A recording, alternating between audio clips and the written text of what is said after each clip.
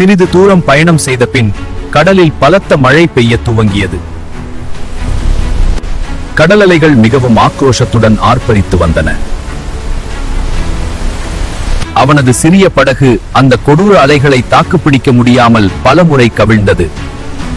ஒவ்வொரு முறையும் அவன் மீண்டும் அந்த மரப்படகின் மீது ஏறி அமர்ந்தான்.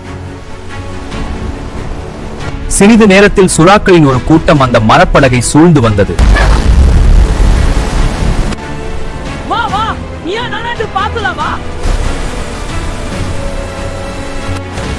உன்னை ஜெயிக்காம நான் இங்கிருந்து போக மாட்டேன்.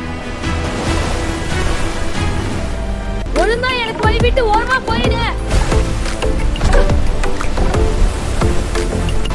சுறாக்கள் அனைத்தும் அந்த இடத்தை விட்டு சென்றது. ஒரு போரில் ஜெயித்த மாவீரனைப் போல அவன் படகின் மீது நின்றான்.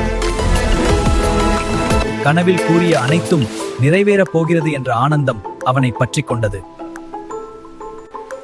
எல்லா போராட்டங்களுக்கு பிறகும் ஒரு வழியாக தீவு வந்தடைந்து விட்டோம் என்று பெருமூச்சு விட்டான். அடுத்த எபிசோடுக்கான வாகா ஸ்டோரி டூன்ஸ் சேனலை சப்ஸ்கிரைப் பண்ணுங்கள். Thanks for watching.